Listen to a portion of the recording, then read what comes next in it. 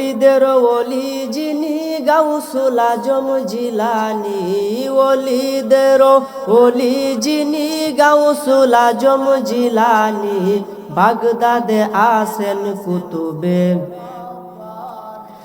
ওরে তোমার কাঁধে নবীজির কদম, ওরে সমস্ত ওলিদের কাঁধে তোমারই কদম।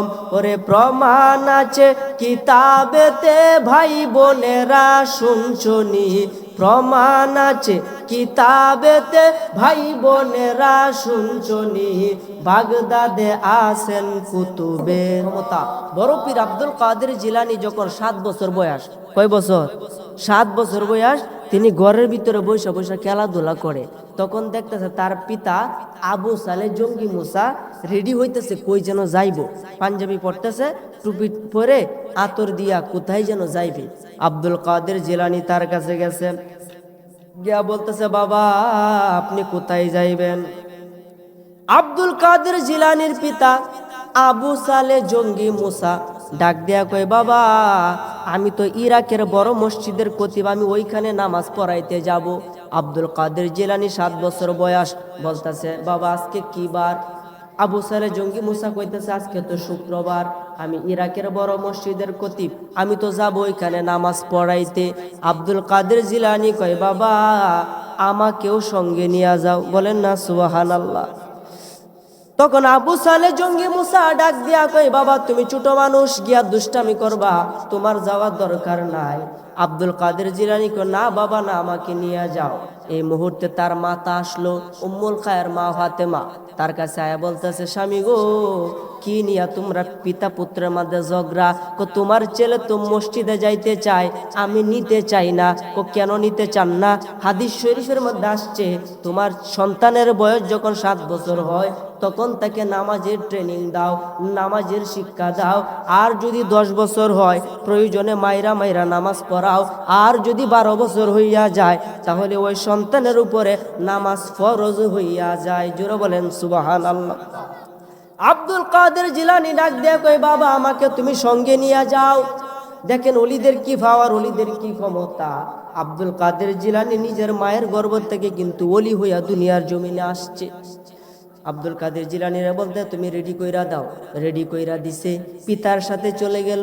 আব্দুল কাদের জিলানী সামনে দিয়া হাঁটে, পিতা পিছনে পিছনে হাঁটে।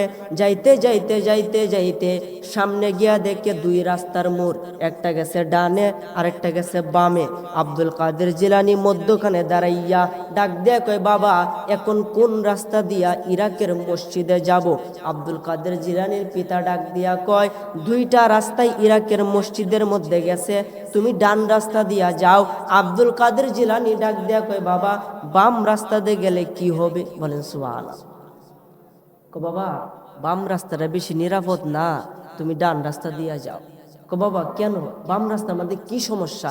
না ওই রাস্তাটা নিরাপদ না, এটা জানের ভয় আছে, যারা একবারই বাম রাস্তা দিয়ে গেছে তারা আর ফিরে আসতে পারে নাই, তুমি ডান রাস্তা দিয়ে যাও।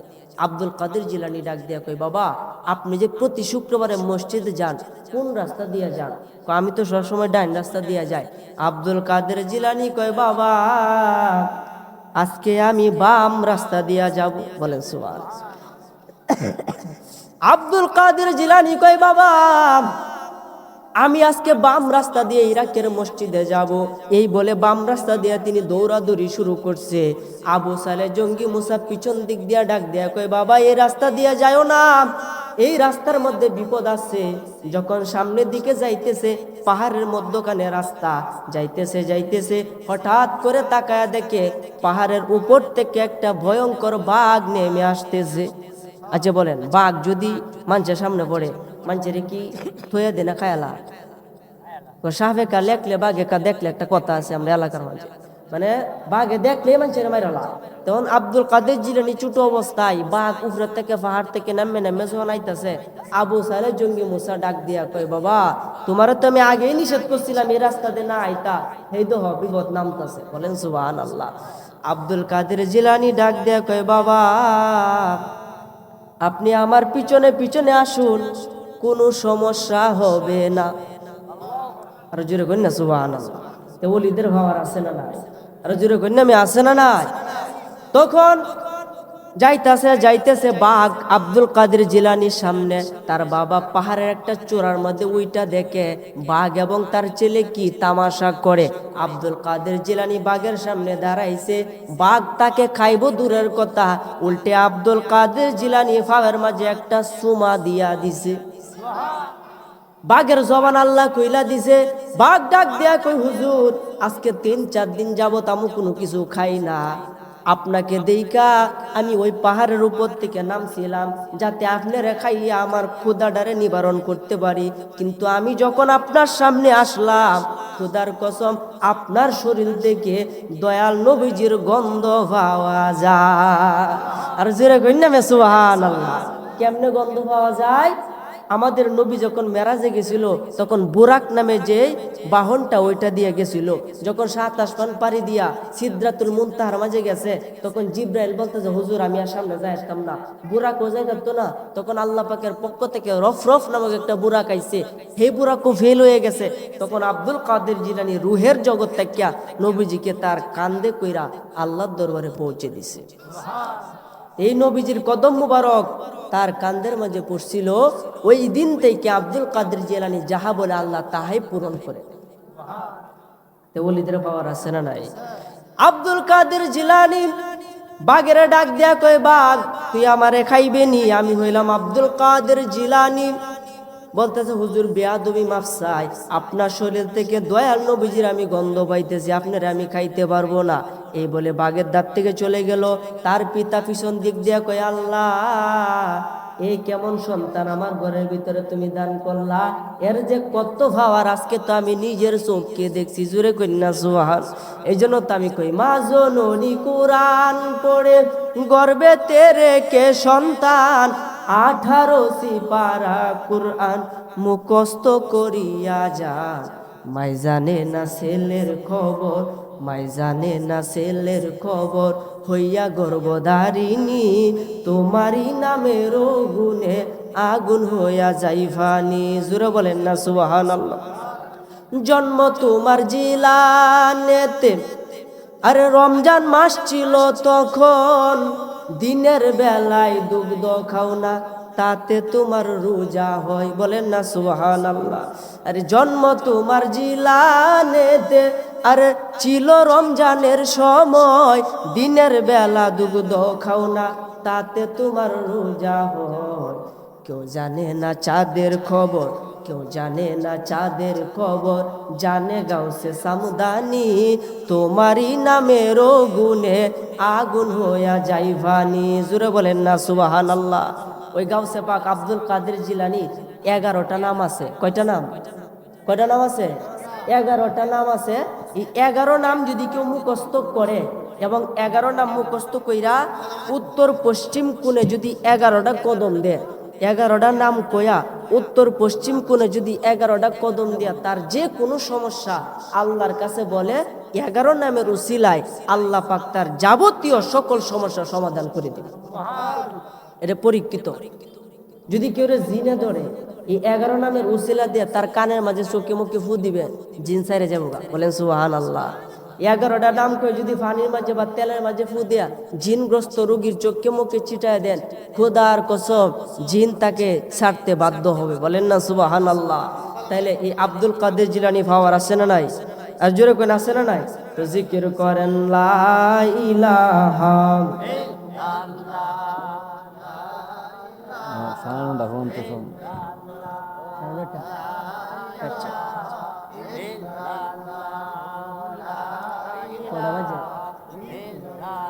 জলে লা ইলাহা লা ইলাহা লা ইলাহা ইল্লাল্লাহু মুহাম্মাদুর রাসূলুল্লাহ সাল্লাল্লাহু আলাইহি ওয়াসাল্লাম। আপনাদের কি খারাপ লাগতেছে? খারাপ লাগলে বলবেন। আর মাত্র আমার 6 থেকে 7 মিনিট সময় আছে, 9:30 পর্যন্ত আমার টাইম। এর ভিতরে আমি শেষ করার চেষ্টা করব ইনশাআল্লাহ। আব্দুল কাদের জিলানী তার পিতা যখন ইরাকের মসজিদে চলে গেল, মসজিদে গিয়া আব্দুল কাদের জিলানীর পিতা নামাজ পড়ায়। আব্দুল কাদের জিলানী প্রথম লাইনে দাঁড়াইছিল, লাইনটা ভাঙ্গে আস্তে আস্তে করে বাহিরে চলে আসলো। আয়সা দেখে মসজিদের বাইরে অনেকগুলি জুতা, জুতা আছে না, জুতাতে তে জুতা লইয়া কিছু জুতা কি করছে নিচের থেকে উহরে তুলছে, আর কিছু জুতা লইয়া এই যে দজলা নদী, নদীর মাঝে দিয়ে ফালাই দিছে। আচ্ছা কই এই কামটা ঠিক ঠিক করছে? হিসাবে তো কামটা ঠিক হয়েছে না। আব্দুল কাদের ছোট অবস্থায় 7 বছর বয়স, জুতা কি করছে কিছু উপরে তুলছে আর কিছু জুতা লইয়া নদীর মাঝে ফালাইয়া দিছে। নামাজ শেষ করে মানুষ বাইরে দেয়া জুতা নাই, আই একটা উল্টা পাল্টা লাগছে, এই আমার জুতা কইছে, আমার জুতা কই? আর একটা ডাক দেখো, হুজুর আপনার সেরা সেরা এই কাম আর কেউ করছে? আপনার সেরা সেরা এই কাম আছে কেউ করছে না? জিগাই দেখো। বলতেছে বাবা জুতা কেডা ফালছে? কো আব্বা আমি ফালছি। কো কেন? কো আপনি তো গাড়ির ড্রাইভার, সামনে তাকায় থাকেন যাতে অ্যাক্সিডেন্ট না হয়। আমি তো প্যাসেঞ্জার, আমি বাহিরে আইসা দেখি যারা ইমানদার তাদের জুতার নিচে, আর যারা বেঈমান তাদের জুতা উপরে। আমি বেঈমানদের জুতা নদীত পালায় দিলাম, ইমানদার যে জুতা উপরে তুলে নিলাম। পাওয়ার দিছে কেডা? আব্দুল কাদের জিলানীর পিতা ডাক দিয়া কয় বাবা আর লজ্জা দিস না, আর শরম দিস না। এই মুহূর্তে একজন মুসল্লি দৌড়ে আইলো, আয়া বলতেছে হুজুর আপনার এক মুসল্লি আজকে শুক্রবারে মারা গেছে, মারা যাওয়ার আগে একটা ওসিয়ত কইরা থইয়া গেছে, আপনি যেন তার জানাজাটা পড়ান। আবু সালে জঙ্গি মুসা বলতেছে আব্দুল কাদের তুমি মসজিদে থাকো, আমি গিয়া লোকটার জানাজাটা পড়াইয়া আসি। আব্দুল কাদের জিলানী বলতেছে না আমাকেও তুমি সঙ্গে নিয়ে যাও। না না না, রাস্তার মাঝে বাগের সামনে আমাকে একটা লজ্জা দিলা, মসজিদে আইসা মুসল্লিদের সামনে আমাকে তুমি লজ্জা দিলা, জানাজার ময়দানে গিয়া আর লজ্জা খাইতে যাই না, তোমাকে জানাজার ময়দানে আর নেওয়া যাবে না। আব্দুল কাদের জিলানী ডাক দেয়া কই বাবা আমাকে তুমি জানাজার ময়দানে নিয়ে যাও, খোদার কসম ওইখানে কোনো ঝামেলা আমি করব না। তখন তাকে জানাজার ময়দানে নিয়ে গেল, কাতার সোজা করলো। তখন দেখে লাশের পাশে বৈশা বৈশা একটা ছোট্ট বাচ্চা নয়নের পানি ছাইরা ফুফায়া ফুফায়া কাঁদতেছে। আব্দুল কাদের জিলানীও ছোট, ওই বাচ্চাটাও ছোট, তার কাছে গেছে, গিয়া বলতেছে ভাই ও আমার ভাই তুমি কেন কান্না করো? তখন এই ছোট্ট বাচ্চা ডাক দিয়া কয় ভাই রে আমার পিতা দুনিয়ার জমিন ছেড়ে চলে গেছে রে, কিয়ামতের আগ পর্যন্ত আমি যতদিন বেঁচে থাকি আর আমি বাবা ডাকতে পারবো না, আমাকে আর কেউ কুলে নিবে না, আমাকে কেউ আর কোনো মজা কিনে দিবে না, আমাকে কেউ আর আদর করবে না, আমি আজকে এতিম হইয়া গেলাম, আমি বাবা হারা হইয়া গেলাম। বলেন না সুবহানাল্লাহ। যার বাবা নাই সে তো বুঝে বাপ হারানো কত যন্ত্রণা। এ ছোট বাচ্চা কান্দে, আব্দুল কাদের জিলানী মনের ভিতরে দয়া হয়ে গেল, মায়া হয়ে গেল, বলতেছে ভাই কি করলে তুমি খুশি হইবা, কি কাজটা করলে তুমি খুশি হইবা? ছোট বাচ্চা কো আমার পিতা যদি একবার আমাকে কুলে নিত, আমার পিতা যদি আবার আমাকে আগের মতো আদর করতে পারতো, এক কথায় আমার পিতা যদি আবার জীবিত হইতো, তাইলে আমি অনেক বড় খুশি হয়ে যাইতাম। আব্দুল কাদের জিলানী তার পিতার কাছে গেছে, গিয়া বলতেছে বাবা বেয়াদবিন মনে না করলে একটা প্রশ্ন করি। বলতেছে করো। জানাজার নামাজ কি মৃত ব্যক্তির হয় না জীবিত ব্যক্তির হয়? বলেন সুবহানাল্লাহ। কি কইলে? জানাজার নামাজ তো মৃত ব্যক্তির হয়। তাহলে বাবা আসো বাড়িতে চলে যায়। জানাজা পড়াম তো? জানাজা তো জীবিত মানছেন না, জানাজা তো মৃত মানছেন।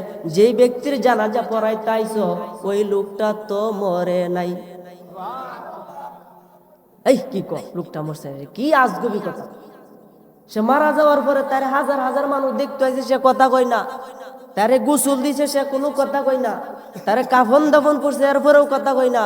এখন জানাজার ময়দান আনছি এখনো সে কথা বলে না। তুই বলছো জীবিত, একটা থাপ্পড় দিয়া দাঁত সবটি ফালাই দে।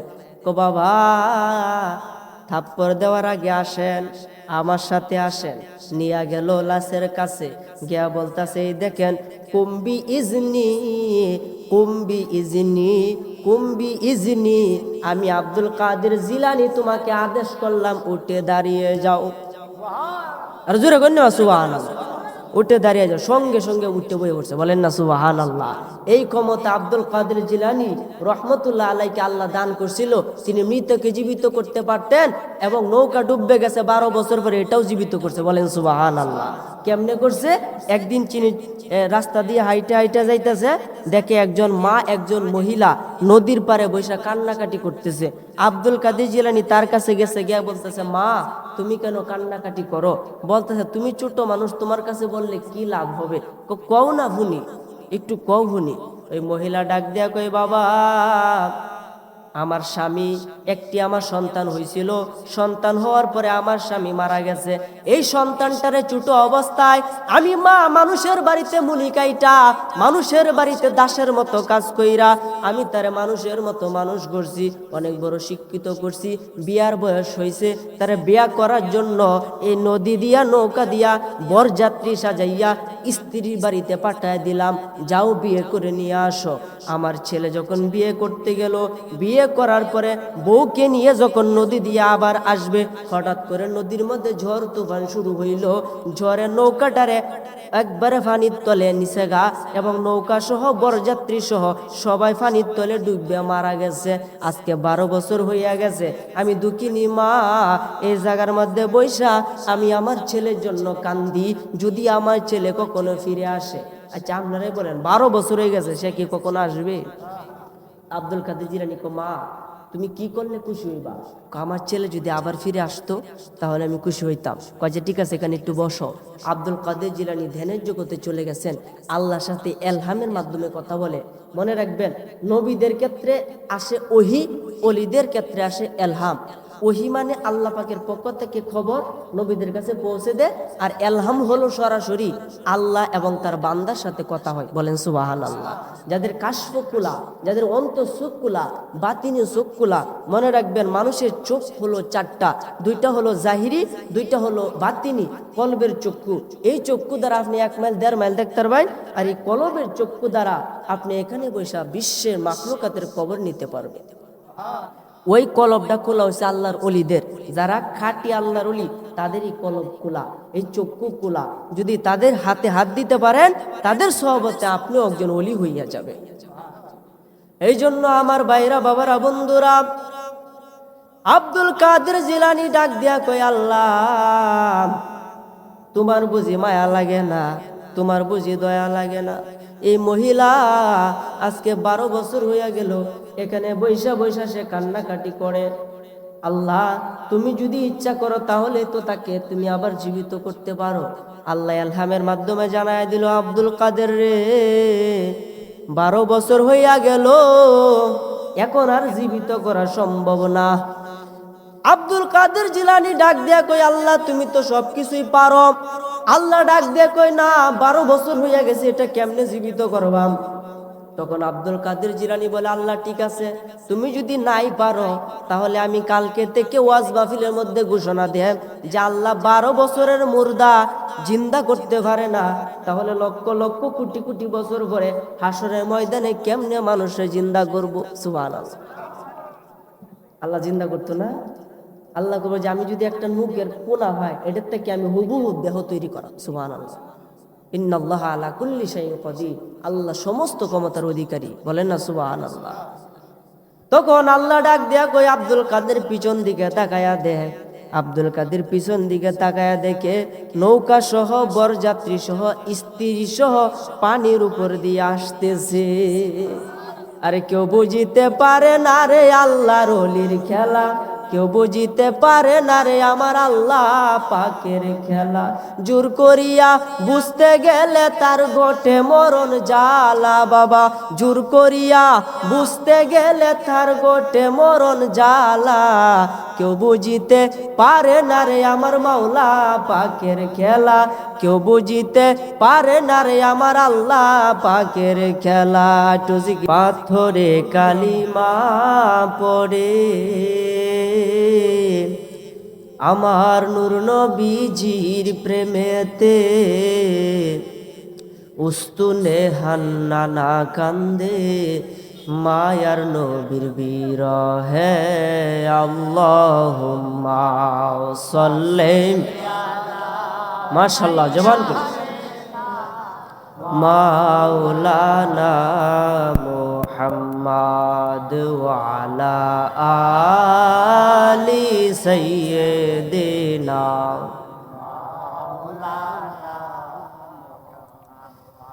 নবী এখনো না দিল দেখা কোন আশায় থাকি, নবী এখনো না দিল দেখা কোন আশায় থাকি। আমরা মইরা গেলে দিল দেখা লাভ হবে কি, কন্যা মইরা গেলে দিল দেখা লাভ হবে কি, নবী এখনো না দিল দেখা। নবী থাকতে যদি নাহি পাই, মইরা গেলে কি উপায়, থাকতে যদি নাহি পাই, মইরা গেলে কি উপায়। আরে তোর বিচ্ছেদের কলঙ্কের হার গলে পড়েছি, বলেন তোর বিচ্ছেদের কলঙ্কের হার গলে পড়েছি, নবী এখনো না দিল দেখা কোন আশায় থাকি, নবী এখনো না দিল দেখা কোন আশায় থাকি। নবী দুইজনে এক ঘরে রই, সদাই দেখা দেখি হই, দুইজনে এক ঘরে রই, সদাই দেখা দেখি হই। পর্দার আড়ালে থাইকা করছো চালাকি, কন্যা পর্দার আড়ালে থাইকা করছো চালাকি, নবী এখনো না দিল দেখা কোন আশায় থাকি, নবী এখনো না দিল দেখা কোন আশায় থাকি। আল্লাহুম্মা সাল্লি আলা সাইয়্যিদিনা মাওলানা মুহাম্মদ ওয়া আলা আলি সাইয়্যিদিনা।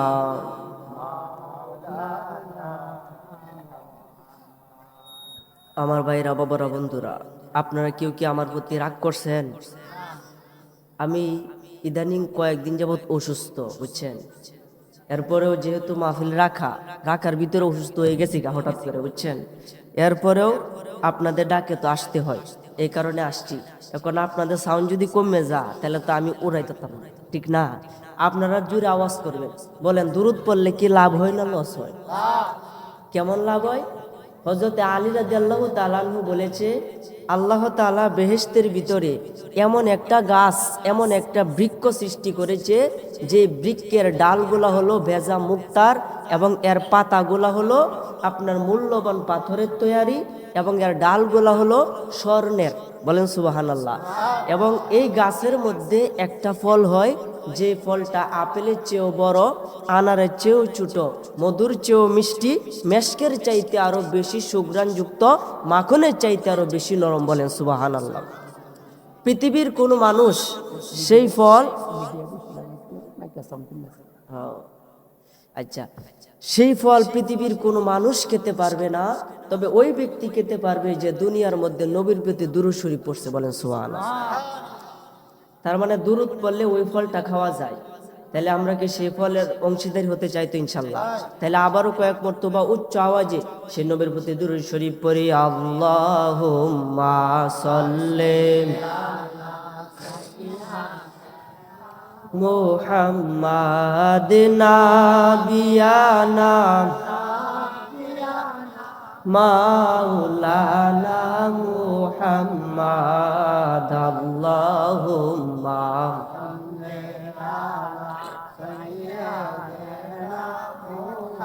মাদ নাবিয়ানা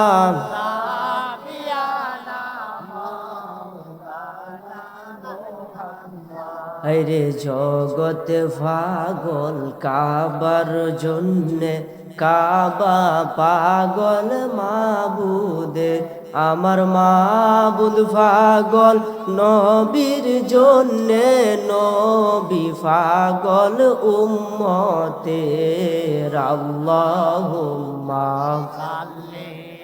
মারহাবা মুহাম্মাদ নাবিয়ানা মাওলানা হায়রে মাদিনা শুনলাম নয়ন ভৈরা দেখলাম না। হাই নবীজির প্রেম ইমানের মূল হাদিসেতে বর্ণনা। আল্লাহুম্মা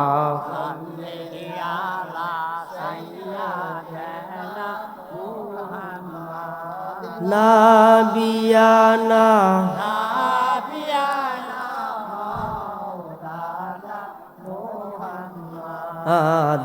আদাল্লাহুম্মা সাল্লি সাইয়্যিদ আল্লাহুম্মা সাল্লি ওয়া সাল্লিম ওয়া বারিক আলাইহি। তো জিকির করেন লা ইলাহা, সবাই লা ইলাহা, এই জোরে লা ইলাহা, ও লা ইলাহা, জোরে লা ইলাহা। ওরে জিকির করে না শেখগণ, ওরে জিকিরে মজাইয়া মন। এই জিকিরে হয় দিল রৌশন, বাবা ইমানের সাথে হয় মরণ। লা ইলাহা, জোরে লা ইলাহা ইল্লাল্লাহু, লা ইলাহা, সবাই লা ইলাহা। ভাইজান আল্লাহ সারা মাবুদ নাই, দয়াল নবীজি সারা ও ভাই। ওরে সেই নবীকে পাইতে হইলে, সেই হইলে কামেল ওলির দয়া চাই। লা ইলাহা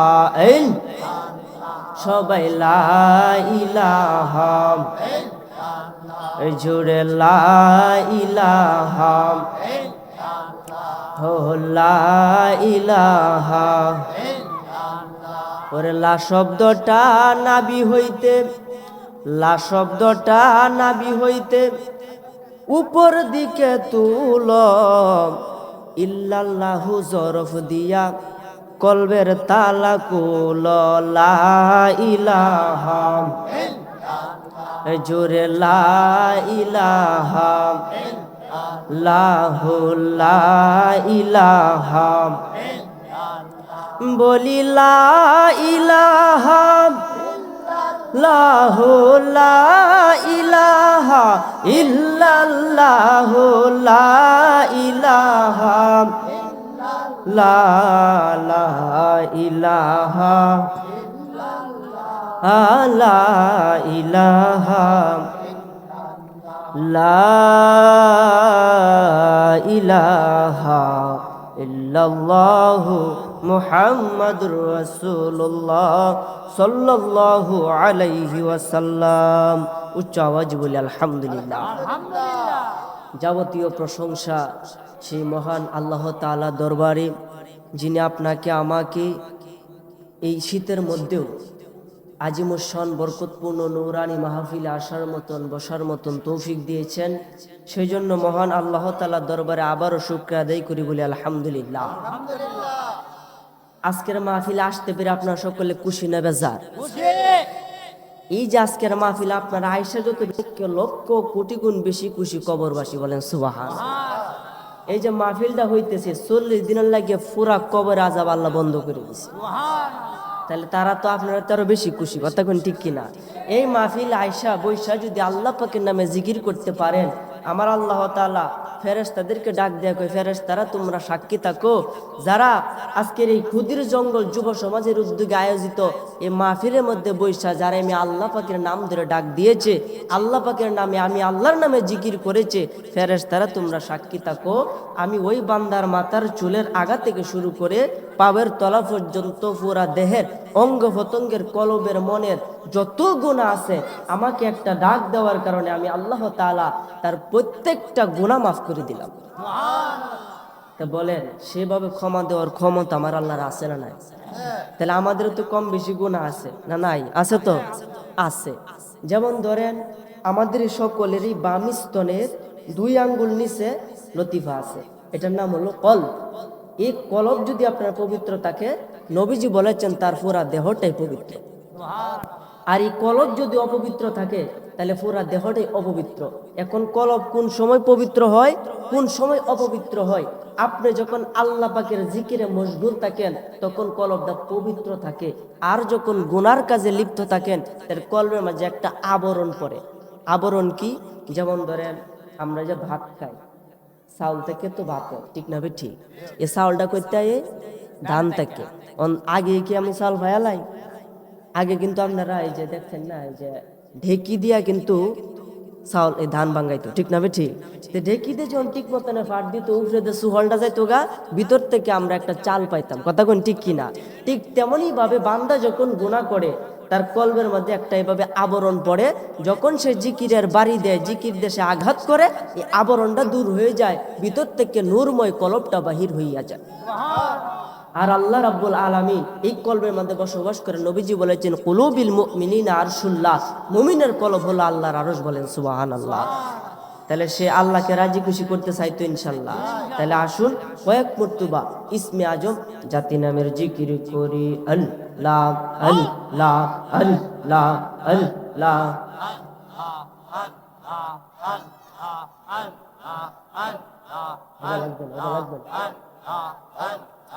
আল্লাহ আল্লাহ আল্লাহ, জবান তোলেন আল্লাহ আল্লাহ।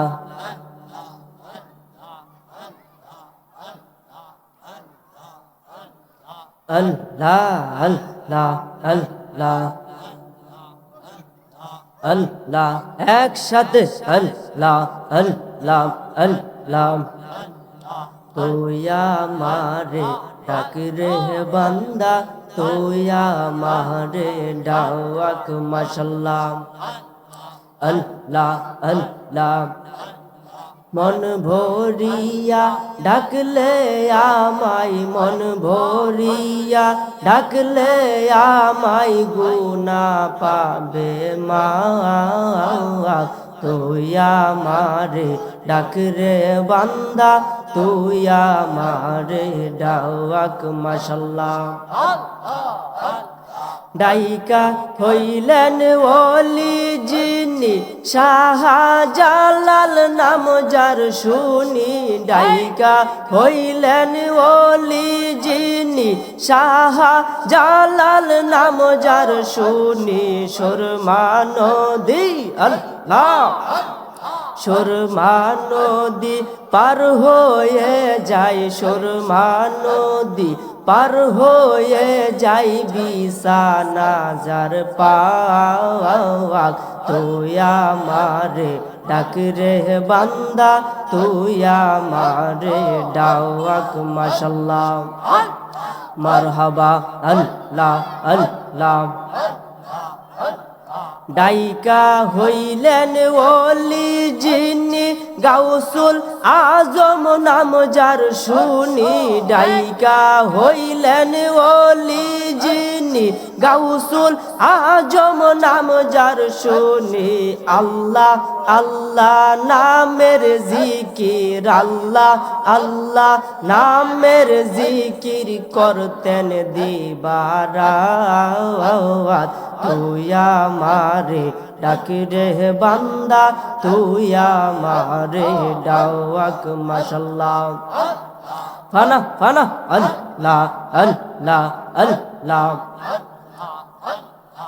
আমার মুর্শিদ বাবা কেবলা কাবা কই রইলা রে, দয়াল মুর্শিদ বাবা কেবলা কাবা কই রইলা রে। যে যে বকতে রে পাগল বানায়া কই গেলা রিয়া।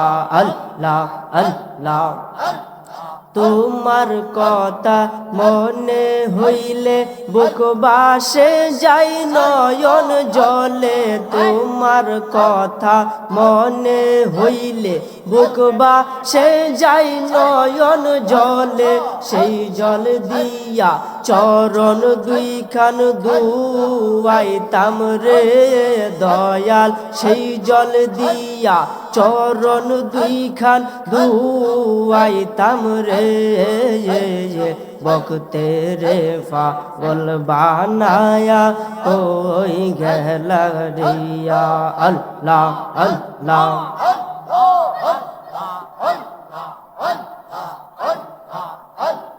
বকতে রে পাগল বানায়া কই গেলা রিয়া আল্লাহ আল্লাহ আল্লাহ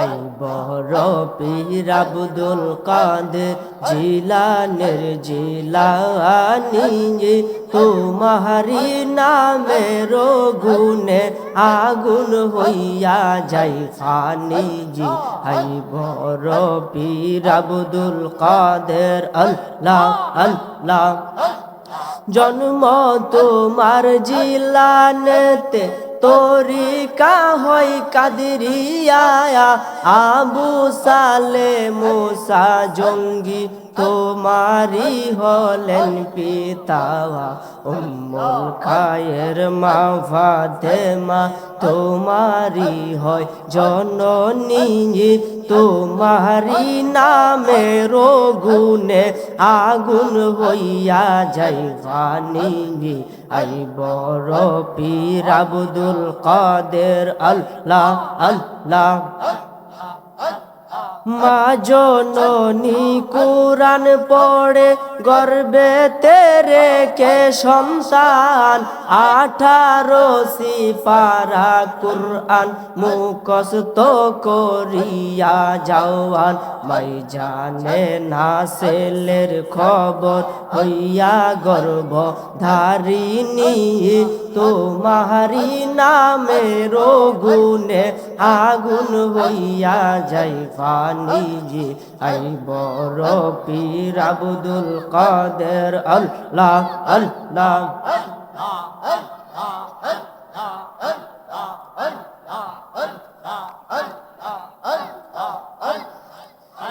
লা ইলাহা ইল্লাল্লাহু মুহাম্মাদুর রাসূলুল্লাহ সাল্লাল্লাহু আলাইহি ওয়াসাল্লাম। উচ্চ আওয়াজ বলি আলহামদুলিল্লাহ। আজকে খুদির জঙ্গল যুব সমাজ ও এলাকাবাসীর উদ্যোগে কবরবাসীদের রুহের মাগফিরাত কামনায় তৃতীয় বার্ষিক ইসালে সওয়াব ইসলামী মহাসম্মেলন তারিখ 6 জানুয়ারি 2026 রোজ মঙ্গলবার এবং আজকের মাহফিলে যিনি প্রধান বক্তা হযরত মাওলানা হাফেজ মোহাম্মদ জুনায়েদ হোসেন ফারুকী সাহেব, সম্মানিত খতিব বরকতিয়া জামে মসজিদ টাঙ্গাইল। আজকের মাহফিলে যিনি বিশেষ বক্তা, যিনি ইতিমধ্যেই আপনাদের মাহফিলে উপস্থিত হয়েছেন, বিশিষ্ট ইসলামী চিন্তাবিদ আলোচক হাফেজ হযরত মাওলানা মোহাম্মদ কাউসার আহমেদ আরিফিয়া তাহিরি সাহেব, ইসলামপুর কেন্দ্রীয় জামে মসজিদ কিশোরগঞ্জ, এবং আরও গণ্যমান্য ব্যক্তিবর্গ আমার সামনে বসা আছেন। আমার বাবার সমতুল্য মুরব্বী বাবাজিরা, যুবক ভাইয়েরা, সমবয়সী বন্ধুরা, পর্দার আড়াল থেকে ওয়াজ শুনতেছেন পর্দানিশীন মা ও বোনেরা। যাই হোক, মহান আল্লাহ তাআলার দরবারে লক্ষ কোটি গুণ শুকরিয়া, যেই মালিক ও মাওলা আপনি আমাকে আখির নবীর উম্মত হিসেবে কবুল করেছেন, যেই নবীর উম্মত হওয়ার জন্য সমস্ত নবীগণ আল্লাহর দরবারে কান্নাকাটি করছে, শেষ পর্যন্ত আল্লাহ রাব্বুল আলামিন হযরত ঈসা আলাইহিস সালামের দরখাস্ত কবুল করছে, তাকে আকাশে উঠিয়ে নেওয়া হয়েছে। তিনি শেষ জামানায় দুনিয়ার মধ্যে আসবে, কিন্তু নবী হইয়া না, আপনি আমার মতো নবীজির উম্মত হয়ে বলেন সুবহানাল্লাহ। তাহলে সেই নবীজির সম্মান কম না বেশি? কতটুকু বেশি? অসংখ্য অসংখ্য। আমি পবিত্র কালামুল্লাহ শরীফ হইতে একটা আয়াতে কারিমা তেলাওয়াত করেছি। আল্লাহ রাব্বুল আলামিন বলেছেন, ওয়ারাফা'না লাকা যিকরাক, হে বন্ধু দুস্থ হাবিব, আমি আপনার সম্মানকে উঁচা করছি, বলেন সুবহানাল্লাহ। এখন আপনাদের কাছে আমার একটা প্রশ্ন, আল্লাহ কি সসীম না অসীম? আল্লাহ রাব্বুল আলামিন অসীম, তার সম্মান যে উঁচা করছে এটাও তো অসীম হইব, কথা কোন ঠিক না? এই কারণে আমরা নবীজির সম্মান মাপতে পারবো না, কতটুকু যে আল্লাহ রাব্বুল আলামিন বাড়াইছে বোঝানোর জন্য একটু বলি, একটু মনোযোগ দেন আমার ভাইরা, বাবারা, বন্ধুরা। দয়াল নবী মায়ার নবীজির সম্মান আল্লাহর দরবারে যে কত মহান। একদিন নবীজি মাকামে ইব্রাহিম এবং ঝমঝম কূপের মধ্যখানে জায়গার মধ্যে ঘুমাইতেছিলেন। এই মুহূর্তে আল্লাহ রাব্বুল আলামিন হযরতে জিবরাইল আমিনকে পাঠাইলেন, যাও যাও যাও, আমার নবীজিকে আমি আল্লাহর দরবারে নিয়ে আসো। মেরাজের ঘটনাটা বলতেছি, যখন নবীজিকে নিয়ে এই আপনার এই বাইতুল মুকাদ্দাসে গেলেন, ওইখানে একটা আজব ঘটনা ঘটছে। ঘটনাটা আপনাদের সামনে বলি, তাহলে বুঝবেন। বাইতুল মুকাদ্দাস মানে যেটা তখন জিনারা বানাইছিল, হযরত সুলাইমান আলাইহিস সালাম জিন দিয়ে বানাইছিল। ওই বাইতুল মুকাদ্দাস ছিল তখন খ্রিস্টানদের অধীনে, খ্রিস্টানদের অধীনে ছিল বাইতুল মুকাদ্দাস। একজন পাদ্রী ছিল, মানে খ্রিস্টানদের পীর সাহেব যাকে বলা হয়, একজন পাদ্রী। সে কি করতো, প্রতিদিন সন্ধ্যাবেলা আপনার কাবা ঘরের বাতি জ্বালাইয়া, মানে বাইতুল মুকাদ্দাসের সন্ধ্যা বাতি দিয়া তালা বন্ধ করে তিনি বাড়িতে চলে যাইতেন, পরের দিন আয়সা খুলতেন। এভাবে সে খাদেমদার ছিল, খেদমত ছিল, বলেন সুবহানাল্লাহ। এই জন্য এক সাধকে লিখছে, হিসাবেতে 27 বছর মূলে এক রজনী গো, মেরাজের কাহিনী তোরা শুনলে হবে জ্ঞানী লোক, মেরাজের কাহিনী।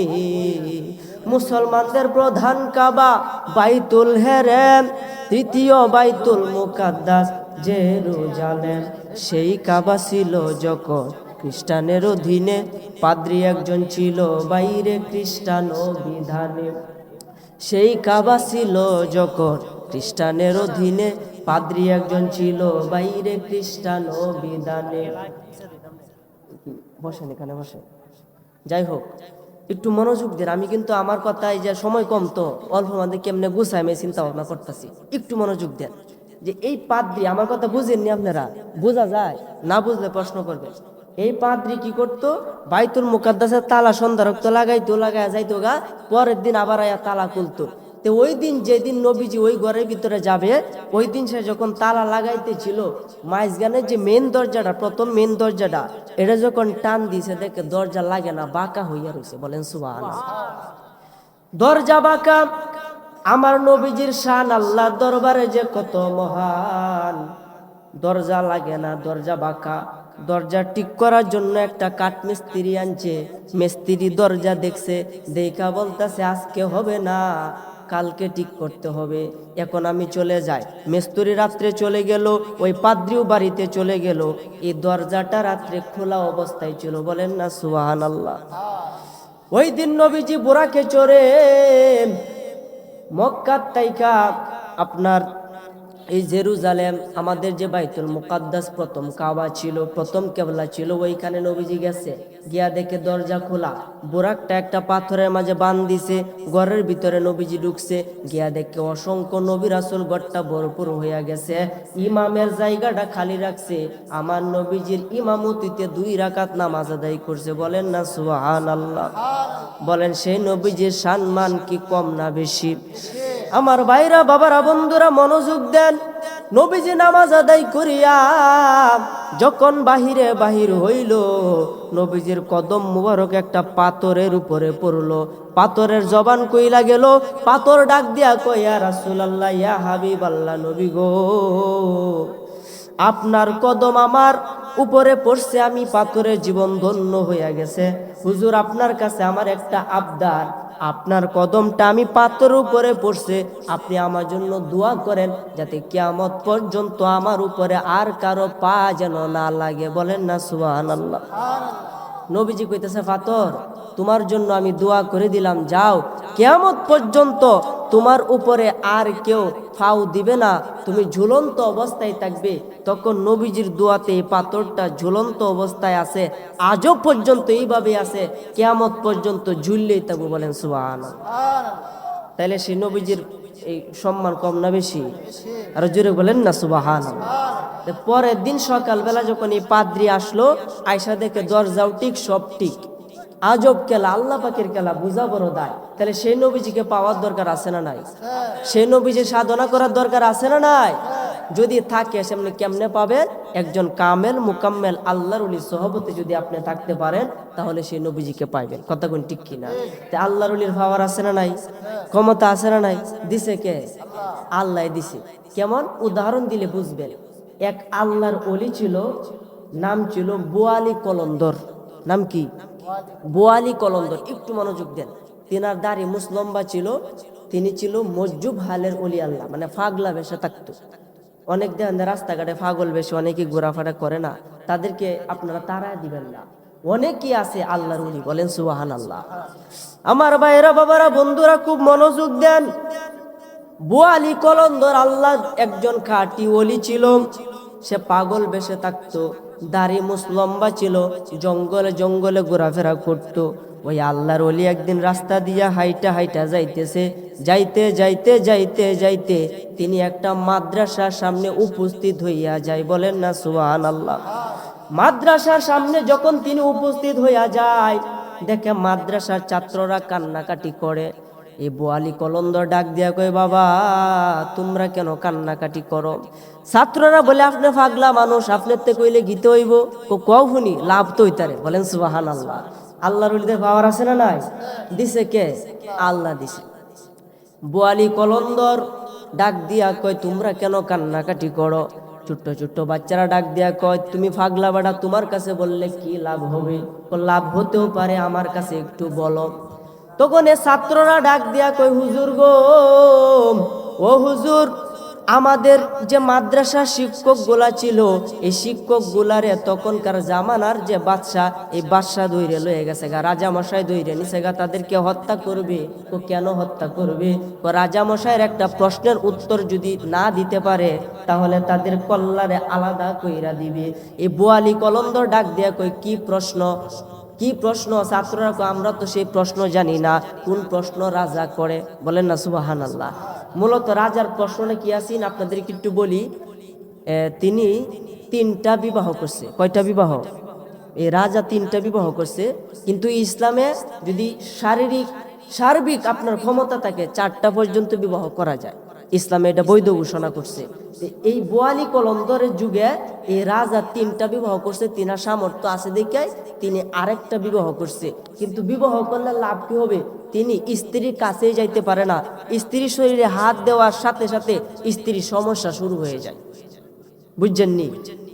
এই যে আল্লাহ রাব্বুল আলামিন যখন স্ত্রীর সাথে মিলন যখন নিষেধ করে দিছে, এই টাইমটা মানে শরীরে মাঝে ধরে আর মেয়ের সমস্যা শুরু হয়ে পড়ে। এটা কেন হয়? এই প্রশ্নের উত্তর জানার লাগিয়া এই তার রাজ্যের মাঝে যত আলেম আছে সমস্ত আলেমদেরকে একত্রিত করছে, কেউ এর উত্তর দিতারে না। বলেন না সুবহানাল্লাহ।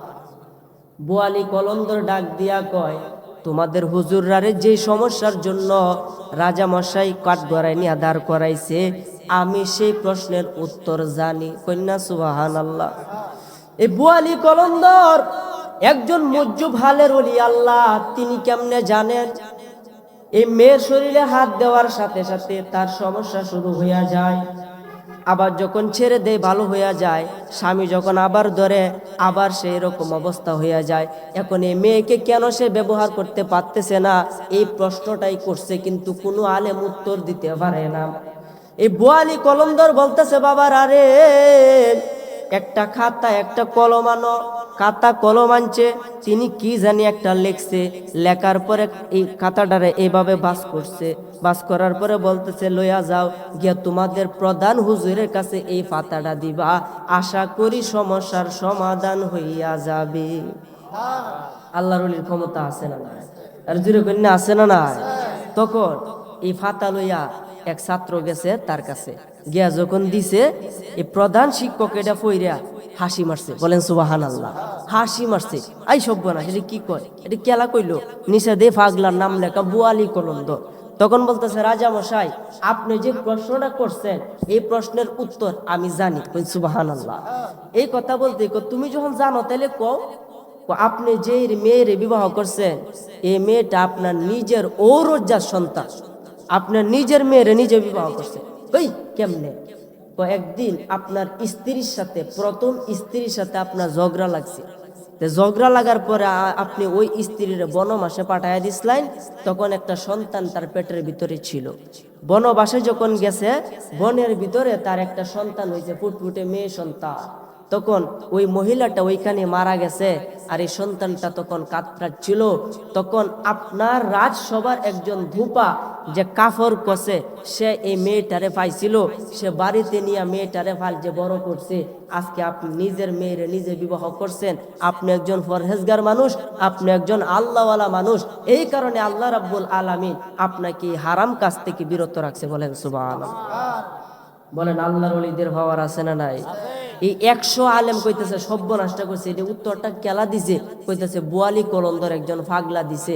এই শরীয়তের আলেমরা বলতেছে আমরা এত এত কিতাব ঘাটলাম, মুফতি হইলাম, মুহাদ্দিস হইলাম, এই পাওয়ার তো আমাদের ভিতরে নাই, এই ইলমে লদুনি আমাদের ভিতরে নাই। তারা সবাই মিলে জঙ্গলের ভিতরে গিয়া দেখে মজ্জুব আলের ওলি আল্লাহ বুয়ালি কলন্দর বসা আছে, সবাই তার কদমের মধ্যে পড়ছে। পড়ার পরে কইতেছে হুজুর আমাদেরকে এই মুহূর্তে আপনার বয়াত করান। বলেন সুবহানাল্লাহ। তাই আল্লাহর ওলির হাতে বয়াত হওয়া দরকার আছে না নাই? যদি আপনি নবীজিকে পাইতে চান, তাহলে অবশ্যই একজন কামেল মুকাম্মেল আল্লাহর ওলির সহবতে থাকতে হবে। কারণ আল্লাহর ওলিদের সহবতে থাকলে, চোরের সাথে থাকলে কি হয়? চোর হয়। বাটপারের সাথে থাকলে বাটপার হয়। ইয়াবাকুর বাবাকুরের সাথে চললে ইয়াবাকুর বাবাকুর হয়। আল্লাহর ওলিদের সংস্পর্শে থাকলে সেই ব্যক্তি আল্লাহর ওলি হইয়া যায়। বলেন সুবহানাল্লাহ। বড় পীর আব্দুল কাদের জিলানী কেমন ওলি ছিলেন, শাহজালাল ইয়ামিনী রহমতুল্লাহ আলাইহি তারা কেমন ওলি ছিলেন? আমাদেরকে তাদের মতো হতে হবে। তাদের মতো না হতে পারলেও তাদেরকে অনুসরণ করতে হবে। কথা বলেন ঠিক কিনা? এই জন্য তো আমি সবসময় গজলে সুরে সুরে বলি, আরে ওলিদেরও ওলি যিনি গাউসুল আজম জিলানী, ওলিদেরও ওলি যিনি গাউসুল আজম জিলানী, বাগদাদে আসেন কুতুবে রব্বানি। বলেন বাগদাদে আসেন কুতুবে, বলেন ওলিদেরও ওলি যিনি গাউসুল আজম জিলানী, ওলিদেরও ওলি যিনি গাউসুল আজম জিলানী, বাগদাদে আসেন কুতুবে নি। বলেন বাগদাদে আসেন কুতুবে, ওলিদের ওলি যিনি গাউসুল আজম জিলানী, ওলিদের ওলি যিনি গাউসুল আজম জিলানী, বাগদাদে আসেন কুতুবে। ওরে তোমার কাঁধে নবীজির কদম, ওরে সমস্ত ওলিদের কাঁধে তোমারই কদম। ওরে প্রমাণ আছে কিতাবেতে ভাই বোনেরা শুনছনি, প্রমাণ আছে কিতাবেতে ভাই বোনেরা শুনছনি, বাগদাদে আসেন কুতুবে। সে আব্দুল কাদের জিলানীর পাওয়ার আছে না নাই? ক্ষমতা দিছে কে? আল্লাহ দিলে। আমাদের মতো মোল্লার আর কিছু করার আছে? একদিন আব্দুল কাদের জিলানী রমজান মাসের দিন, আমাদের তো রজব মাস, সামনে শাবান, এরপরে রমজান। রমজান মাসের প্রথম দিন একজন ভক্ত, একজন মুরিদ তার কাছে গেছে, গিয়া বলতেছে হুজুর শুনছি রমজানের প্রথম দিন মানুষেরা দাওয়াত খাওয়াইলে ইফতার করে নাকি সব হয়, আপনার বাড়িতে আপনি একটু ইফতার করবেন। আচ্ছা ঠিক আছে। আরেকজন আছে একটু পরে, কইতেছে হুজুর আমার বাড়িতে আজকে আমার ইফতারটা করবেন। কয়েছে ঠিক আছে। ইনি যাওয়ার পরে আরেকজন আইছে, আয় কইতেছে হুজুর আজকে আমার বাড়িতে আপনি ইফতারটা করবেন। কয়জন হইল? 3 জন। বলতেছে আচ্ছা আলহামদুলিল্লাহ তোমার বাড়িতে ইফতার করব। আচ্ছা কথা কই না যে আশেপাশে কথার লাগে ওয়াজের মাথা হারায় না, প্রচুর কথা হইতেছে আজকে। কথা হলে ওয়াজ একটু সুন্দর হইতো না। আমি নিজেই কিতাব নিজে বুঝতাম না কথা কোন ঠিক কিনা। এই কারণে একটু পরিবেশটা শান্ত রাখে। যাই হোক, আপনারা যখন আব্দুল কাদের জিলানী বসা, তখন একের পর এক ভক্তরা আসতেছে আর তাকে দাওয়াত করতেছে, হুজুর আজকে আমার বাড়িতে আপনি ইফতার করবেন। এইভাবে 70 জনে দাওয়াত করছে। বলেন সুবহানাল্লাহ। তিনি সকলে দাওয়াত রাখছে। পরের দিন সকালে কয়েকজন একসাথে হইছে, একসাথে কইতেছে রে জীবনে একটা ভালো কাজ করছি, রমজান মাসের প্রথম দিন আমার হুজুর রে আমার বাড়িতে ইফতার করাইছি। আর একটা ডাক দিয়ে কয় আন্তাজিরা হরিস না, হুজুর তো আমার বাড়িতে ইফতার করছে। কিতা কয় হেডে কয় তোরা দুইটা আন্তাজি ফেসাল বার্তাছ, হুজুরে তো আজকে আমার বাড়িতে ইফতারি করছে। এইভাবে যখন কয়েকজনে ঝগড়া লাগছে, আব্দুল কাদের জিলানি খাস মুরিদ আইছে, আয় কইতেছে বাবারা তোমরা কি নিয়ে ঝগড়া লাগছো? আজকে তো হুজুর আমার বাড়িতে ইফতার করছে। হ্যাঁ কইতেছে হ্যাঁ বাড়িতে ইফতার করছে। খাস মুরিদা ডাক দিয়ে কয় হুজুর কারো বাড়িতে ইফতার করে নাই, হুজুর নিজের ঘরে ইফতার করছে। বলে সুবহান। সকলে মিল্লা ঝগড়া লাইগা গেছে, একটা গন্ডগোল সৃষ্টি হইয়া গেছে। খাস মুরিদ আইছে, আয়া বলতেছে বাবার আরে তোমরা কি নিয়ে ঝগড়া লাগছো? হুজুর আমার বাড়িতে ইফতার করছে, সে বিশ্বাস করে না। খাস মুরিদে ডাক দিয়ে হুজুর কারো বাড়িতে ইফতার করে নাই, হুজুর নিজের ঘরে ইফতার করছে, আমি নিজে খাওয়াইছি। বলেন না সুবহানাল্লাহ। তখন আব্দুল কাদের জিলানীর দরবারে অভিযোগ নিয়ে গেল, গিয়া বলতেছে হুজুর আপনি নাকি সকলের ঘরের মাঝে ইফতারি করছেন। হ্যাঁ আমি একসাথে 70 ঘরের ভিতরে ইফতারি করছি। বলেন না সুবহানাল্লাহ। তখন একজন গার তেরা লোক গেছে, গিয়া বলতেছে হুজুর আপনি নাকি একসাথে 70 ঘরের ইফতারি করছেন, এটা কি সত্য? হ্যাঁ সত্য, আমি একসাথে 70 জনের ঘরের ভিতরে ইফতারি করছি। আমার তো বিশ্বাস আয় না। তখন একটা গাছের নিচে তারা দাঁড়িয়ে ছিল, তো গাছের দিকে তাকাও। গাছের দিকে তাকাইছে, প্রত্যেকটা গাছের পাতায় পাতায় আব্দুল কাদের জিলানী বসা। বলেন সুবহানাল্লাহ। তাহলে পাওয়ার আছে না নাই? জোরে কন্যা আছে না নাই? আমার কি আর সাধ্য আছে, আমার কি আর সাধ্য আছে, আমার কি আর সাধ্য আছে গাইতে পীরের জীবনী।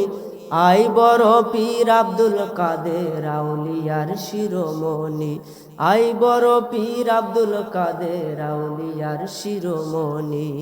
শিশুকালে মাদ্রাসাতে কেরামতি দেখিয়া আলেমগণে বয়াত হইল তোমার হাত ধরিয়া, তোমার হাত ধরিয়া।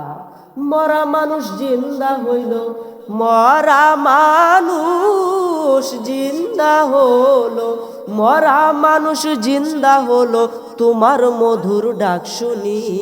আই বড় পীর আব্দুল কাদের আউলিয়ার শিরোমণি। জোরে বলেন না সুবহানাল্লাহ। এই বুরহানের ওই ছেলের মাংস একত্রিত করিয়া জীবিত করিয়াছিলেন চোখের ইশারা দিয়া, চোখের ইশারা দিয়া। মায়ের পেটে থাইকা পীরে, মায়ের পেটে থাইকা পীরে, মায়ের পেটে থাইকা পীরে শোনাই তাওহীদের বাণী। আই বড় পীর আব্দুল কাদের আউলিয়ার শিরোমণি। জোরে বলেন সুবহানাল্লাহ। আমার মেন কথা হচ্ছে যে আমরা যদি নবীজিকে পাইতে চাই, তাহলে নবীজিকে পাওয়ার মাধ্যমই হলো ওলি আল্লাহ। বলেন সুবহানাল্লাহ। এই ওলি আল্লাহ সহবতে যদি আপনি থাকেন, তাহলে আপনি নবীজি পর্যন্ত পৌঁছাতে পারবেন। কেমনে সম্ভব? ওলিদের কি পাওয়ার, ওলিদের কি ক্ষমতা। বড় পীর আব্দুল কাদের জিলানী যখন 7 বছর বয়স, কয় বছর? 7 বছর বয়স, তিনি ঘরের ভিতরে বসে বসে খেলাধুলা করে। তখন দেখতেছে তার পিতা আবু সালে জঙ্গি মুসা রেডি হইতেছে, কই যেন যাইবো, পাঞ্জাবি পড়তেছে, টুপি পরে আতর দিয়া কোথায় যেন যাইবে। আব্দুল কাদের জিলানী তার কাছে গেছে, গিয়া বলতেছে বাবা আপনি কোথায় যাইবেন? আব্দুল কাদের জিলানীর পিতা আবু সালে জঙ্গি মুসা ডাক দেয়া কয় বাবা আমি তো ইরাকের বড় মসজিদের খতিব, আমি ওইখানে নামাজ পড়াইতে যাব। আব্দুল কাদের জিলানী 7 বছর বয়স, বলতেছে বাবা আজকে কি বার? আবু সালে জঙ্গি মুসা কইতেছে আজকে তো শুক্রবার, আমি ইরাকের বড় মসজিদের খতিব, আমি তো যাব ওইখানে নামাজ পড়াইতে। আব্দুল কাদের জিলানী কয় বাবা আমাকেও সঙ্গে নিয়ে যাও। বলেন না সুবহানাল্লাহ। তখন আবু সালে জঙ্গি মুসা ডাক দিয়া কয় বাবা তুমি ছোট মানুষ, গিয়া দুষ্টামি করবা, তোমার যাওয়ার দরকার নাই। আব্দুল কাদের জিলানী কয় না বাবা না, আমাকে নিয়ে যাও। এই মুহূর্তে তার মাতা আসলো, উম্মুল খায়ের মা ফাতেমা, তার কাছে আয়া বলতেছে স্বামী গো কি নিয়া তোমরা পিতা পুত্রের মধ্যে ঝগড়া? তোমার ছেলে তো মসজিদে যাইতে চায়, আমি নিতে চাই না। কেন নিতে চান না? হাদিস শরীফের মধ্যে আসছে তোমার সন্তানের বয়স যখন 7 বছর হয় তখন তাকে নামাজের ট্রেনিং দাও, নামাজের শিক্ষা দাও। আর যদি 10 বছর হয় প্রয়োজনে মাইরা মাইরা নামাজ পড়াও। আর যদি 12 বছর হইয়া যায় তাহলে ওই সন্তানের উপরে নামাজ ফরজ হইয়া যায়। জোরে বলেন সুবহানাল্লাহ। আব্দুল কাদের জিলানী ডাক দেয়া কয় বাবা আমাকে তুমি সঙ্গে নিয়ে যাও। দেখেন ওলিদের কি পাওয়ার, ওলিদের কি ক্ষমতা। আব্দুল কাদের জিলানী নিজের মায়ের গর্ভ থেকে কিন্তু ওলি হইয়া দুনিয়ার জমিনে আসছে। আব্দুল কাদের জিলানীরা বলতে তুমি রেডি কইরা দাও, রেডি কইরা দিছে। পিতার সাথে চলে গেল। আব্দুল কাদের জিলানীর সামনে দিয়া হাঁটে, পিতা পিছনে পিছনে হাঁটে। যাইতে যাইতে যাইতে যাইতে সামনে গিয়া দেখে দুই রাস্তার মোড়, একটা গেছে ডানে আর একটা গেছে বামে। আব্দুল কাদের জিলানী মধ্যখানে দাঁড়াইয়া ডাক দেয়া কয়, বাবা এখন কোন রাস্তা দিয়া ইরাকের মসজিদে যাব? আব্দুল কাদের জিলানীর পিতা ডাক দিয়া কয়, দুইটা রাস্তায় ইরাকের মসজিদের মধ্যে গেছে, তুমি ডান রাস্তা দিয়া যাও। আব্দুল কাদের জিলানী ডাক দেয়া কয়, বাবা বাম রাস্তা দিয়ে গেলে কি হবে? বলেন সুবহানাল্লাহ। বাবা বাম রাস্তাটা বেশি নিরাপদ না, তুমি ডান রাস্তা দিয়া যাও। বাবা কেন, বাম রাস্তার মধ্যে কি সমস্যা? না ওই রাস্তাটা নিরাপদ না, এটা জানের ভয় আছে, যারা একবারই বাম রাস্তা দিয়ে গেছে তারা আর ফিরে আসতে পারে নাই, তুমি ডান রাস্তা দিয়ে যাও। আব্দুল কাদের জিলানী ডাক দিয়া কই, বাবা আপনি যে প্রতি শুক্রবারে মসজিদে যান কোন রাস্তা দিয়ে যান? আমি তো সবসময় ডান রাস্তা দিয়ে যাই। আব্দুল কাদের জিলানী কয়, বাবা আজকে আমি বাম রাস্তা দিয়া যাব। বলেন সুবহানাল্লাহ। আব্দুল কাদের জিলানী কয়, বাবা আমি আজকে বাম রাস্তা দিয়ে ইরাকের মসজিদে যাব। এই বলে বাম রাস্তা দিয়ে তিনি দৌড়াদৌড়ি শুরু করছে। আবু সালে জঙ্গি মুসা পিছন দিক দিয়া ডাক দেয়া কয়, বাবা এই রাস্তা দিয়ে যাও না, এই রাস্তার মধ্যে বিপদ আছে। যখন সামনের দিকে যাইতেছে, পাহাড়ের মধ্যখানে রাস্তা, যাইতেছে যাইতেছে হঠাৎ করে তাকায়া দেখে পাহাড়ের উপর থেকে একটা ভয়ঙ্কর বাঘ নেমে আসতেছে। আচ্ছা বলেন, বাঘ যদি মানুষের সামনে পড়ে মানুষের কি থইয়া দেনা খায়ালা? সাহেবে কা লেখলে বাঘে কা দেখলে একটা কথা আছে আমরা এলাকার মাঝে, মানে বাঘে দেখলে মানুষের মাইরালা। তখন আব্দুল কাদের জিলানী ছোট অবস্থায় বাঘ উপরে থেকে পাহাড় থেকে নামে নামে যখন আইতাছে, আবু সালে জঙ্গি মুসা ডাক দিয়া কয়, বাবা তোমারও তো আমি আগেই নিষেধ করছিলাম এই রাস্তা দিয়ে না আইতা, এই তো বিপদ নামতাছে। বলেন সুবহানাল্লাহ। আব্দুল কাদের জিলানী ডাক দিয়া কয়, বাবা আপনি আমার পিছনে পিছনে আসুন, কোনো সমস্যা হবে না। আর জোরে কই না সুবহানাল্লাহ। তো ওলিদের ভাবার আছে না নাই? আর জোরে কই না আমি আছে না নাই? তখন যাইতেছে যাইতেছে বাঘ আব্দুল কাদের জিলানীর সামনে। তার বাবা পাহাড়ের একটা চূড়ার মধ্যে উইটা দেখে বাঘ এবং তার ছেলে কি তামাশা করে। আব্দুল কাদের জিলানী বাঘের সামনে দাঁড়াইছে, বাঘ তাকে খাইব দূরের কথা, উল্টে আব্দুল কাদের জিলানী ফাঁকের মাঝে একটা সুমা দিয়া দিছে। বাঘের জবান আল্লাহ কইলা দিছে। বাঘ ডাক দেয়া কই, হুজুর আজকে 3-4 দিন যাবত আমি কোনো কিছু খাই না, আপনাকে দেইকা আমি ওই পাহাড়ের উপর থেকে নামছিলাম যাতে আপনারা খাইয়া আমার ক্ষুধাটারে নিবারণ করতে পারি, কিন্তু আমি যখন আপনার সামনে আসলাম খোদার কসম আপনার শরীর থেকে দয়াল নবীজির গন্ধ পাওয়া যায়। আর জোরে কইনা মে সুবহানাল্লাহ। কেমনে গন্ধ পাওয়া যায়? আমাদের নবী যখন মেরাজে গেছিল তখন বুরাক নামে যে বাহনটা ওইটা দিয়ে গেছিল, যখন 7 আসমান পাড়ি দিয়া সিদরাতুল মুনতাহার মাঝে গেছে তখন জিব্রাইল বলতেছে, হুজুর আমি আর সামনে যাই আসতাম না, বুরাক ও যাই থাকতো না। তখন আল্লাহ পাকের পক্ষ থেকে রফরফ নামক একটা বুরাক আইছে, সেই বুরাকও ফেল হয়ে গেছে। তখন আব্দুল কাদের জিলানী রুহের জগৎ থেকে নবীজিকে তার কান্দে কইরা আল্লাহর দরবারে পৌঁছে দিছে। এই নবীজির কদম মুবারক তার কান্দের মাঝে পড়ছিল। ওই দিন থেকে আব্দুল কাদের জিলানী যাহা বলে আল্লাহ তাহাই পূরণ করে। তো ওলিদের পাওয়ার আছে না নাই? আব্দুল কাদের জিলানী বাঘের ডাক দেয়া কয়, বাঘ তুই আমারে খাইবে নি? আমি হইলাম আব্দুল কাদের জিলানী। বলতেছে, হুজুর বেয়াদবি মাফ চাই, আপনার শরীর থেকে দয়াল নবীজির আমি গন্ধ পাইতেছি, আপনারা আমি খাইতে পারবো না। এই বলে বাঘের দাঁত থেকে চলে গেল। তার পিতা পিছন দিক দিয়া কয়, আল্লাহ এই কেমন সন্তান আমার ঘরের ভিতরে তুমি দান করলা, এর যে কত ভাবার আজকে তো আমি নিজের চোখকে দেখছি। জোরে কন্যা সুবহান। এই জন্য তো আমি কই, মা জননী কোরআন পড়ে গর্বেতে রেখে সন্তান 18 সিপারা কোরআন মুখস্থ করিয়া যান। মাই জানে না ছেলের খবর, মাই জানে না ছেলের খবর, হইয়া গর্ভধারিণী তোমারই নামের গুণে আগুন হইয়া যাই ফানি। জোরে বলেন না সুবহানাল্লাহ। জন্ম তোমার জিলানেতে, আরে রমজান মাস ছিল তখন, দিনের বেলায় দুগ্ধ খাও না, তাতে তোমার রোজা হয়। বলেন না সুবহানাল্লাহ। আরে জন্ম তোমার জিলানেতে, আর ছিল রমজানের সময়, দিনের বেলা দুগ্ধ খাও না, তাতে তোমার রোজা হয়। কেউ জানে না চাঁদের খবর, কেউ জানে না চাঁদের খবর, জানে গাউসে সামদানি, তোমারই নামের গুণে আগুন হইয়া যাইবানি। জুড়ে বলেন না সুবহানাল্লাহ। ওই গাউসে পাক আব্দুল কাদের জিলানি 11টা নাম আছে। কয়টা নাম? কয়টা নাম আছে? 11টা নাম আছে। এই 11 নাম যদি কেউ মুখস্থ করে এবং 11 নাম মুখস্থ কইরা উত্তর পশ্চিম কোণে যদি 11টা কদম দেয়, 11টা নাম কয়া উত্তর পশ্চিম কোণে যদি 11টা কদম দেয়া, তার যে কোনো সমস্যা আল্লাহর কাছে বলে 11 নামের উসিলায় আল্লাহ পাক তার যাবতীয় সকল সমস্যার সমাধান করে দেবে। এটা পরীক্ষিত। যদি কেউ জিনে ধরে, এই 11 নামের উসিলা দিয়ে তার কানের মাঝে চোখে মুখে ফু দিবে, জিন সাইরে যাবো। বলেন সুবহানাল্লাহ। 11টা নাম করে যদি পানির মাঝে বা তেলের মাঝে ফু দিয়া জিনগ্রস্ত রোগীর চোখে মুখে ছিটায় দেন, খোদার কসম জিন তাকে ছাড়তে বাধ্য হবে। বলেন না সুবহানাল্লাহ। তাইলে এই আব্দুল কাদের জিলানী পাওয়ার আছে না নাই? আর জোরে কোন আছে না নাই? তো জিকির করেন লা ইলাহা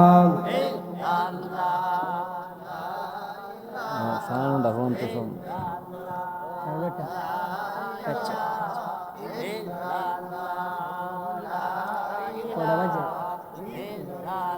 জলে লা ইলাহা লা ইলাহা লা ইলাহা ইল্লাল্লাহু মুহাম্মাদুর রাসূলুল্লাহ সাল্লাল্লাহু আলাইহি ওয়াসাল্লাম। আপনাদের কি খারাপ লাগতেছে? খারাপ লাগলে বলবেন। আর মাত্র আমার 6 থেকে 7 মিনিট সময় আছে, 9:30 পর্যন্ত আমার টাইম। এর ভিতরে আমি শেষ করার চেষ্টা করব ইনশাআল্লাহ। আব্দুল কাদের জিলানী তার পিতা যখন ইরাকের মসজিদে চলে গেল, মসজিদে গিয়া আব্দুল কাদের জিলানীর পিতা নামাজ পড়ায়। আব্দুল কাদের জিলানী প্রথম লাইনে দাঁড়াইছিল, লাইনটা ভাঙ্গে আস্তে আস্তে করে বাহিরে চলে আসলো। আয়সা দেখে মসজিদের বাইরে অনেকগুলি জুতা, জুতা আছে না, জুতাতে তে জুতা লইয়া কিছু জুতা কি করছে নিচের থেকে উপরে তুলছে, আর কিছু জুতা লইয়া এই যে দজলা নদী, নদীর মাঝে দিয়ে ফালাই দিছে। আচ্ছা কই এই কামটা ঠিক ঠিক করছে? হিসাবে তো কামটা ঠিক হয়েছে না। আব্দুল কাদের ছোট অবস্থায় 7 বছর বয়স, জুতা কি করছে কিছু উপরে তুলছে আর কিছু জুতা লইয়া নদীর মাঝে ফালাইয়া দিছে। নামাজ শেষ করে মানুষ বাইরে দেয়া জুতা নাই, আই একটা উল্টা পাল্টা লাগছে, এই আমার জুতা কইছে, আমার জুতা কই? আর একটা ডাক দেখো, হুজুর আপনার সেরা সেরা এই কাম আর কেউ করছে? আপনার সেরা সেরা এই কাম আছে কেউ করছে না? জিগাই দেখো। বলতেছে বাবা জুতা কেডা ফালছে? কো আব্বা আমি ফালছি। কো কেন? কো আপনি তো গাড়ির ড্রাইভার, সামনে তাকায় থাকেন যাতে অ্যাক্সিডেন্ট না হয়। আমি তো প্যাসেঞ্জার, আমি বাহিরে আইসা দেখি যারা ইমানদার তাদের জুতার নিচে, আর যারা বেঈমান তাদের জুতা উপরে। আমি বেঈমানদের জুতা নদীতে পালায় দিলাম, ইমানদার যে জুতা উপরে তুলে নিলাম। পাওয়ার দিছে কেডা? আব্দুল কাদের জিলানীর পিতা ডাক দিয়া কয়, বাবা আর লজ্জা দিস না, আর শরম দিস না।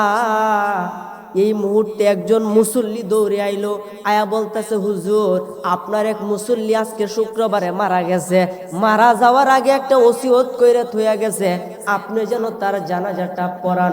আবু সালে জঙ্গি মুসা বলতেছে আব্দুল কাদের তুমি মসজিদে থাকো, আমি গিয়া লোকটার জানাজাটা পড়াইয়া আসি। আব্দুল কাদের জিলানী বলতেছে না, আমাকেও তুমি সঙ্গে নিয়ে যাও। না না না, রাস্তার মাঝে বাগের সামনে আমাকে একটা লজ্জা দিলা, মসজিদে আইসা মুসল্লিদের সামনে আমাকে তুমি লজ্জা দিলা, জানাজার ময়দানে গিয়া আর লজ্জা খাইতে যাই না, তোমাকে জানাজার ময়দানে আর নেওয়া যাবে না। আব্দুল কাদের জিলানী ডাক দেয়া কই, বাবা আমাকে তুমি জানাজার ময়দানে নিয়ে যাও, খোদার কসম ওইখানে কোনো ঝামেলা আমি করব না। তখন তাকে জানাজার ময়দানে নিয়ে গেল, কাতার সোজা করলো।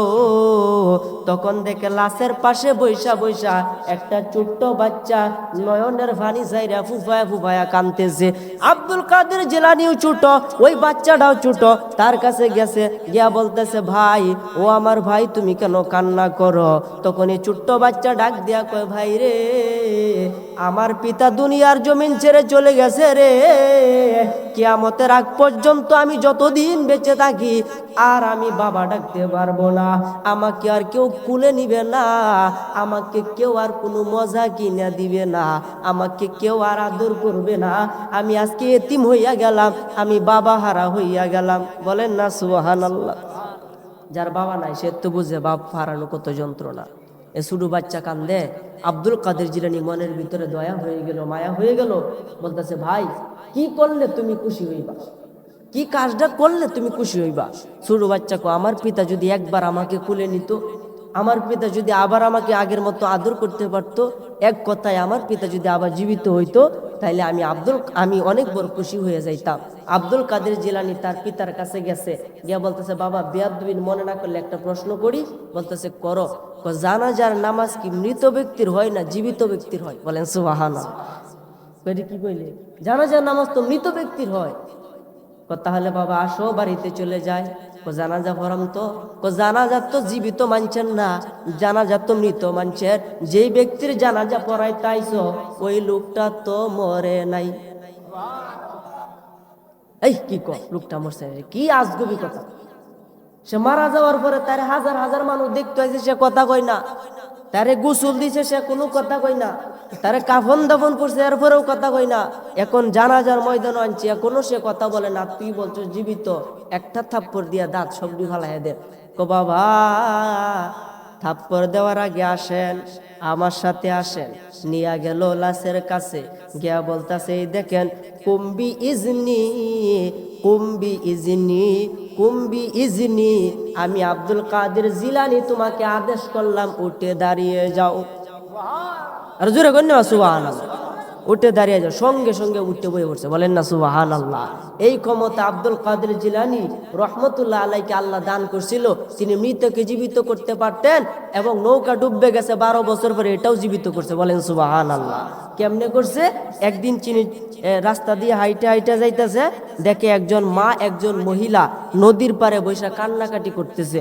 আব্দুল কাদের জিলানী তার কাছে গেছে, গিয়া বলতেছে মা তুমি কেন কান্নাকাটি করো? বলতেছে তুমি ছোট মানুষ, তোমার কাছে বললে কি লাভ হবে, কও না ভুনি, একটু কও ভুনি। ওই মহিলা ডাক দেয়া কই বাবা আমার স্বামী একটি আমার সন্তান হয়েছিল, সন্তান হওয়ার পরে আমার স্বামী মারা গেছে।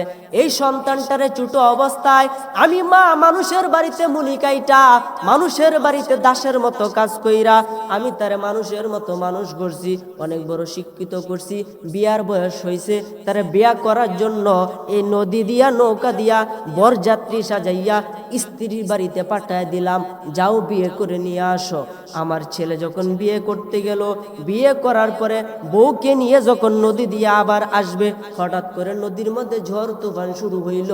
ঝড়ে নৌকাটারে একবারে পানির তলে নিচে গা, এবং নৌকা সহ বরযাত্রী সহ সবাই পানির তলে ডুববে মারা গেছে। আজকে 12 বছর হইয়া গেছে, আমি দুঃখিনী মা এই জায়গার মধ্যে বৈশা আমি আমার ছেলের জন্য কান্দি, যদি আমার ছেলে কখনো ফিরে আসে। আচ্ছা আপনারাই বলেন 12 বছর হয়ে গেছে, সে কি কখনো আসবে?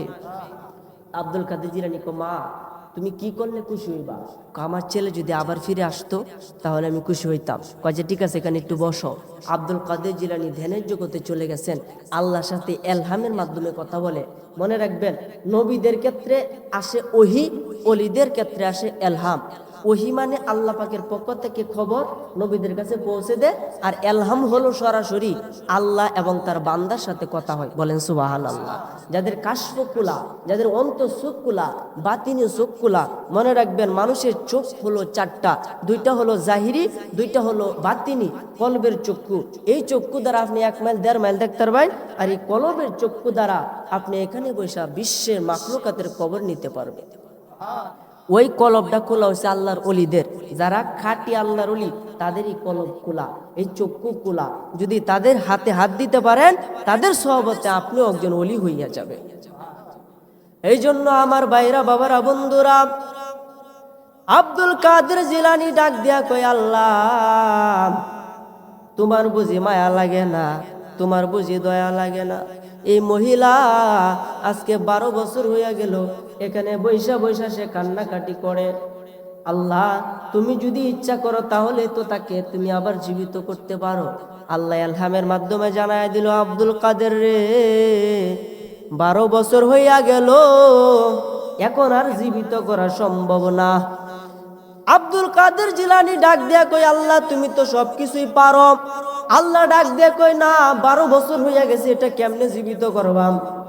তখন আব্দুল কাদের জিলানী বলে, আল্লাহ ঠিক আছে, তুমি যদি নাই পারো তাহলে আমি কালকে থেকে ওয়াজ মাহফিলের মধ্যে ঘোষণা দেব যে আল্লাহ 12 বছরের মুর্দা জিন্দা করতে পারে না, তাহলে লক্ষ লক্ষ কোটি কোটি বছর পরে হাসরের ময়দানে কেমনে মানুষের জিন্দা করবো? সুবহানাল্লাহ। আল্লাহ জিন্দা করতো না? আল্লাহ করবো যে আমি যদি একটা নুকের কোনা হয়, এটার থেকে আমি হুবহু দেহ তৈরি করা। সুবহানাল্লাহ। ইন্নাল্লাহা আলা কুল্লি শাইইন কাদির, আল্লাহ সমস্ত ক্ষমতার অধিকারী, বলেন না সুবহানাল্লাহ। তখন আল্লাহ ডাক দেয়া কই, আব্দুল কাদের পিছন দিকে তাকায়া দেখ। আব্দুল কাদের পিছন দিকে তাকায়া দেখে নৌকা সহ বরযাত্রী সহ স্ত্রী সহ পানির উপর দিয়ে আসতেছে। আরে কেউ বুঝিতে পারে না রে আল্লাহর ওলির খেলা, কেউ বুঝিতে পারে না রে আমার আল্লাহ পাকের খেলা। জোর করিয়া বুঝতে গেলে তার গোটে মরণ জ্বালা বাবা, জোর করিয়া বুঝতে গেলে তার গোটে মরণ জ্বালা। কেউ বুঝিতে পারে না রে আমার মাওলা পাকের খেলা, কেউ বুঝিতে পারে না রে আমার আল্লাহ পাকের খেলা। একটু জিকির করেন আল্লাহ আল্লাহ আল্লাহ, জবান বলেন আল্লাহ।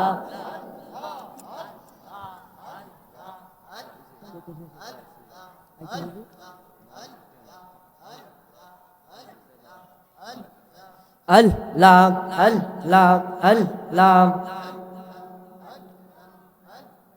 আল্লাহ আল্লাহ। আই মোহাম্মদ কামলিওয়ালা আই রে আমার বুকে আয়, আই মোহাম্মদ কামলিওয়ালা আই রে আমার বুকে আয়। মাশাআল্লাহ। কান্দে রে তোমার এই গোলামরা, কান্দে রে তোমার এই গোলামরা, শান্তি দাও মোর কলি যাও। আই মোহাম্মদ কামলে ওয়ালা আই রে আমার বুকে আও। আই মাশাআল্লাহ। আল্লাহ আল্লাহ। ফকির দরবেশ বাদশাহ ওলি তুলিতে সেই ফুলের কলি, গলাই লইয়া ভিক্ষার ঝুলি বাস করে গাছের তলায়।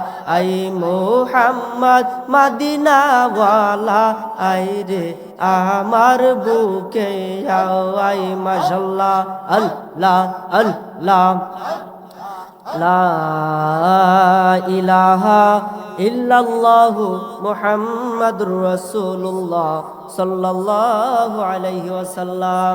সকলে বলে আলহামদুলিল্লাহ। যাই হোক, আমার সময় শেষ হয়ে গেছে, আমি আর আলোচনার সামনের দিকে বাড়াবো না। আমি আলোচনার মূল কথাটা বলি নে। মূল কথাটা হলো, আমরা দুনিয়ার মধ্যে আসছি অল্পক্ষণ সময়, বেশি দিন বাঁচবো না।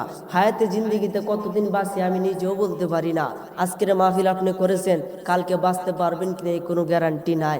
এর আগেই আমাদেরকে আল্লাহকে চিনতে হবে, নবীজিকে পাইতে হবে।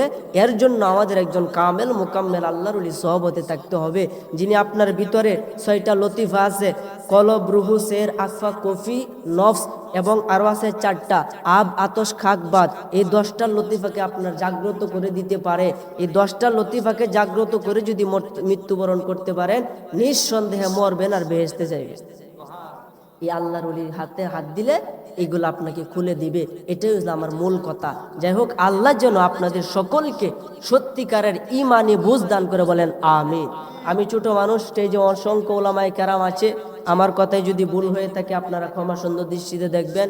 আপনাদেরকে কষ্ট দিয়ে দেখলে আমার জন্য আমাকে ক্ষমা করে দিবেন। আমি অসুস্থ, সকলের কাছে দোয়া চাই। এবং যে আলোচনা করেছি, আল্লাহ যেন সর্বপ্রথম আমাকে এবং দ্বিতীয়ত আপনাদের সকলকে আমল করার তৌফিক দান করুক, বলেন আমিন।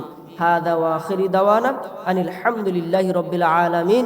আসসালামু আলাইকুম ওয়া রাহমাতুল্লাহি ওয়া বারাকাতুহু।